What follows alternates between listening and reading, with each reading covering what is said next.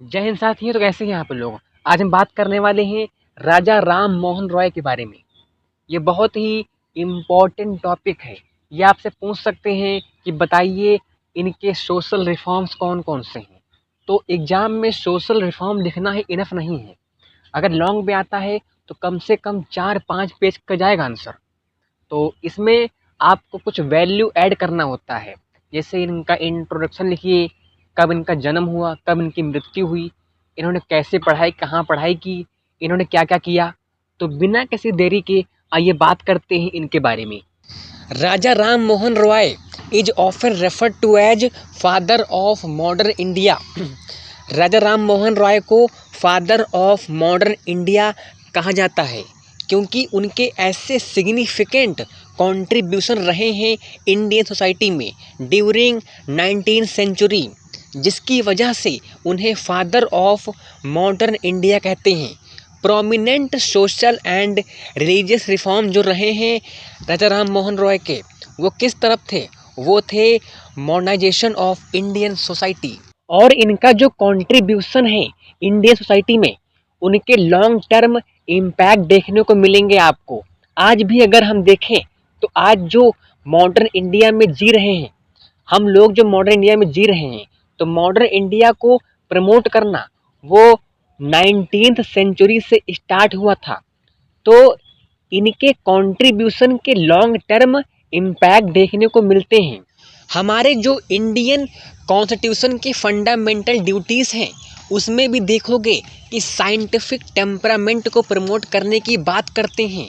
बोलते हैं ना, रेशनैलिटी के साथ सोचना चाहिए, लॉजिक के साथ सोचना चाहिए। तो ये सब शुरुआत, इसकी फाउंडेशन रखी गई थी राजा राम मोहन रॉय के दौरान। I hope you understand. इनका जन्म हुआ था 22 मई 1772 में इन एन ऑर्थोडॉक्स ब्राह्मण फैमिली में हुआ था। कहाँ पे? एट राधानगर इन बंगाल। जो इनको कहते हैं कि राजा राम मोहन रॉय, जो टर्म राजा है ये एक टाइटल है और ये दिए थे मुगल एम्परर राजा अकबर सेकंड ने। आई होप आपको समझ में आ रहा होगा। अब समझते हैं इन्हें फादर ऑफ मॉडर्न इंडिया कहते क्यों हैं। तो सबसे पहले वही रिफॉर्म्स के बारे में, हिंदुइज्म के रिफॉर्म्स के बारे में, जैसे उन्होंने मोनोथिज्म को प्रमोट किया। वो आइडल वर्शिप के खिलाफ थे और वो कास्ट सिस्टम के अगेंस्ट थे। वो चाहते थे कि कास्ट सिस्टम एबॉलिश किया जाए। That is not good for modern Indian society. और वुमेन के केस में देखा जाए तो इन्होंने विडो रीमैरिज को सपोर्ट किया एंड एजुकेशन ऑफ वुमेन के ये बहुत बड़े सपोर्टर थे। नेक्स्ट मोस्ट इम्पॉर्टेंट माइलस्टोन जो अचीव किया था इन्होंने, वो था सती प्रथा को एबॉलिश कराने में। जो विडो बर्निंग होती थी, एक प्रैक्टिस था, एक ट्रेडिशन था, उसको एबॉलिश करने में बहुत बड़ा रोल रहा था राजा राम मोहन रॉय का। और ये चाइल्ड मैरिज के अगेंस्ट में भी थे।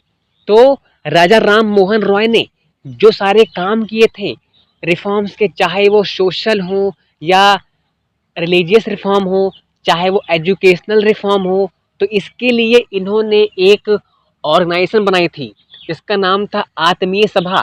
ये बनाया था इन्होंने सन 1814 में और इसके थ्रू इन्होंने सोशल और रिलीजियस रिफॉर्म के लिए आवाज़ उठाया था। 1828 में चलकर इन्होंने ब्रह्मो समाज की स्थापना की थी। सो आपका नेक्स्ट डायमेंशन है इंडियन रेनेसेंस। तो राजा राम मोहन रॉय ने 19th सेंचुरी में बात कर रहे थे रेशनलिज्म की, साइंटिफिक थिंकिंग की। आज हम 21 सेंचुरी में रह रहे हैं। तो अगर हम बात करें कि रेशनल होना चाहिए, साइंटिफिक टेम्परामेंट होना चाहिए, तो समझ में आता है 19th सेंचुरी में वो ये टाइम था जो इंडिया ब्रिटिश कॉलोनी थी। कितनी ज़्यादा इलिटरेसी थी या सोशल डेवलपमेंट का लेवल तो आपको पता होगा क्या था। आज आपके लिए लग रहा होगा कि नॉर्मल सी बात है रेशनलिज्म, साइंटिफिक थिंकिंग, बट आप उस दौरान सोचो कि 19th सेंचुरी में ऐसी बातें कर रहे थे, कितनी बड़ी बात है अपने आप में। सो राजा राम मोहन रॉय का नेक्स्ट कंट्रीब्यूशन था इंडियन रेनेसेंस की तरफ। जो वेस्टर्न एजुकेशन को प्रमोट करना, रेशनलिज्म को प्रमोट करना, साइंटिफिक थिंकिंग को प्रमोट करना एक मेजर कंट्रीब्यूशन था, जिसकी वजह से इन्हें फादर ऑफ मॉडर्न इंडिया बोला जाता है। और इन्होंने कई सारे स्कूल्स, कॉलेज एंड यूनिवर्सिटीज के इस्टेब्लिशमेंट को सपोर्ट किया था।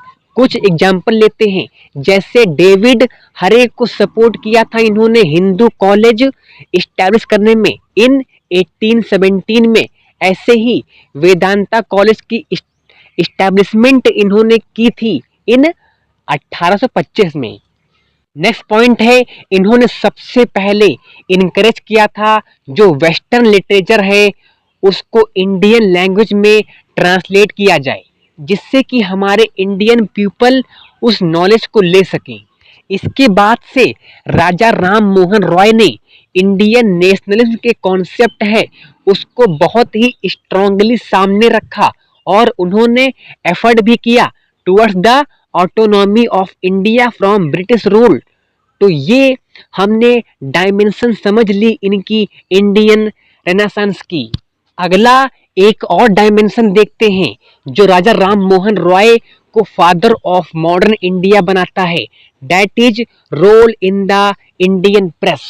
राजा राम मोहन रॉय के जब आप पॉलिटिकल थॉट पढ़ोगे तो राजा राम मोहन रॉय ने बहुत सारे एफर्ट किए हैं जो प्रेस है उसको फ्री बनाने के लिए, free from any kind of restrictions, क्योंकि राजा राम मोहन रॉय प्रेस की पावर को समझते थे। कैसी power? As a tool for social and political change. तो प्रेस अपने आप में एक बहुत बड़ी पावरफुल टूल है अकॉर्डिंग टू राजा राम मोहन रॉय, जिससे हम यूज कर सकते हैं for the social and political change. ये कैसे करेंगे? इस प्लेटफॉर्म, इस टूल को यूज कर सकते हैं अपने जो व्यूज हैं उनको लोगों तक पहुंचाने में, लोगों में अवेयरनेस जनरेट करने में, लोगों को नॉलेज देने में, लोगों के अंदर पॉलिटिकल अवेयरनेस लाने में। तभी तो आप फ्रीडम के लिए लड़ पाएंगे ना, तभी तो आप स्ट्रॉन्ग पब्लिक ओपिनियन इस्टेब्लिश कर पाएंगे। सो राजा राम मोहन रॉय के अकॉर्डिंग न्यूज़पेपर बहुत ही स्ट्रॉन्ग प्लेटफॉर्म है अगर हमें सोशल एंड रिलीजियस रिफॉर्म को वाकई में करना है ग्राउंड लेवल पे। ओके, देखो जो पढ़े लिखे लोग थे वो तो समझ गए, ठीक है, वो अडॉप्ट कर लेंगे, but what about the masses, जो कॉमन पीपल थे, जो गांव में रह रहे थे, जो जंगलों में रह रहे थे, व्हाट अबाउट देम? उन्हें जब एजुकेशन नहीं मिलेगी, एक्सेस नहीं मिलेगा इंफॉर्मेशन का, तो कैसे सोशल एंड एजुकेशनल रिफॉर्म्स होंगे या रिलीजियस रिफॉर्म्स होंगे? तो अगर आपने न्यूज़पेपर को उन आम जनता तक पहुंचाना है तो उसके लिए प्रेस एक बहुत इम्पोर्टेंट रोल प्ले करता है। So this is also reason कि राजा राम मोहन रॉय को फादर ऑफ मॉडर्न इंडिया बोला जाता है, क्योंकि इनके जो एफर्ट थे इंडियन प्रेस को एक स्ट्रॉन्ग बेस देने के लिए। नेक्स्ट, समाचार दर्पण इनका पहला इंडिया न्यूज़पेपर था इन 1822 में। फिर इसके बाद से बंगाल गजाट में इनका कंट्रीब्यूशन था। ओके, राजा राम मोहन रॉय के 3 जनरल्स बहुत ही इंपॉर्टेंट है। पहला है ब्राह्मणिकल मैगजीन, दूसरा है संवाद, तीसरा है मिरातुल अकबर। ये 3 जनरल्स थे जिनका इन्होंने यूज किया था अपने व्यूज को आम जनता तक पहुंचाने में। तो हमने देख लिए 3 डायमेंशन। अब नेक्स्ट समझते हैं इनका इंडियन डायस्पोरा के लिए क्या रोल रहा है, या इंडियन डायस्पोरा की जो सोसाइटी थी उसकी तरफ इनका कंट्रीब्यूशन क्या था। आइए देखते हैं। इंडियन डायस्पोरा का मतलब इंडियन ओरिजिन के पीपल्स जो आउट ऑफ इंडिया रहते हैं। उस टाइम भी बहुत सारे लोग जाते थे आउट ऑफ इंडिया पढ़ने के लिए, बिजनेस के पर्पस से, तो उनको बोला जाता है Indian diaspora. I hope you understand. जो राजा राम मोहन रॉय थे ये बहुत ही एक्टिव थे, किसके लिए कि जो ईस्ट एंड वेस्ट है इसके बीच में डायलॉग इस्टेब्लिश हो सके, कम्युनिकेशन से बहुत सारे कॉन्फ्लिक्ट रिजॉल्व होते हैं। ईस्ट का मतलब इंडियन कम्युनिटी एंड वेस्ट का मतलब वेस्टर्न कम्युनिटी।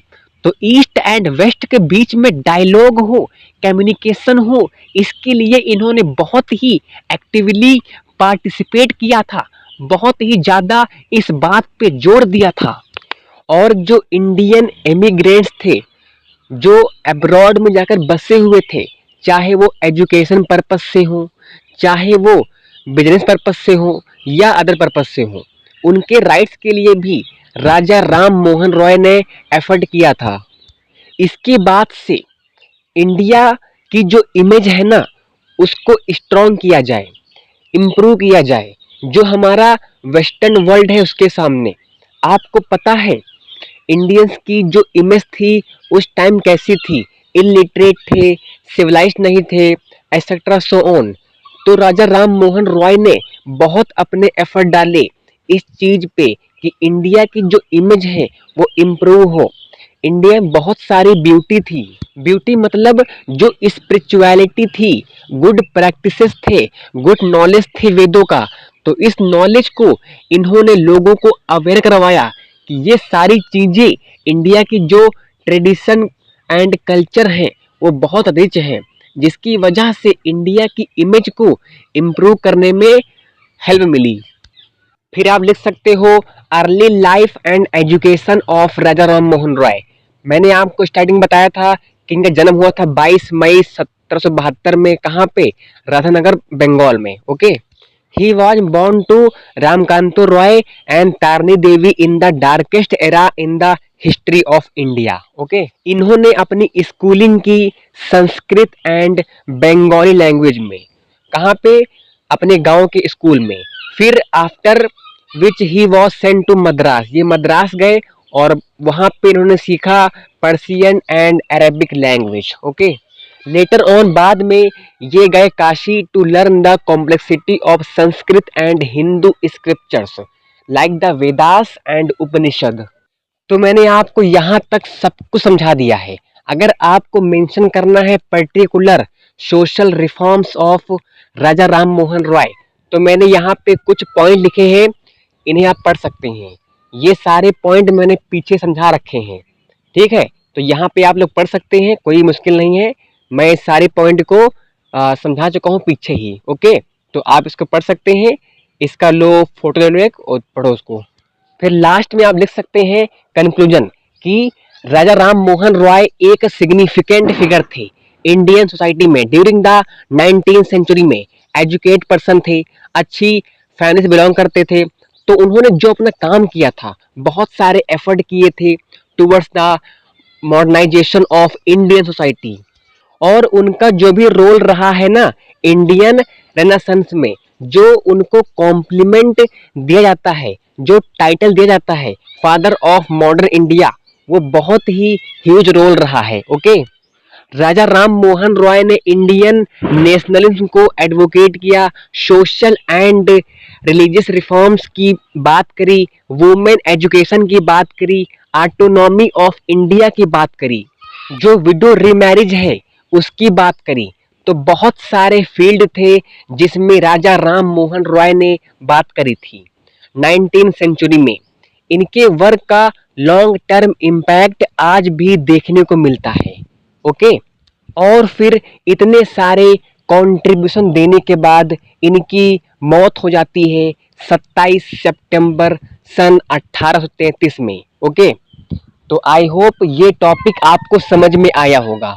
अगर आपको इन सारे टॉपिक्स के नोट्स चाहिए तो डिस्क्रिप्शन में व्हाट्सएप ग्रुप की लिंक लगी हुई है, वहाँ पे आप लोग ऐड हो सकते हैं और मुझसे नोट्स मांग सकते हैं। तो मिलते हैं नेक्स्ट वीडियो में नेक्स्ट टॉपिक के साथ, तब तक के लिए जय हिंद, जय भारत।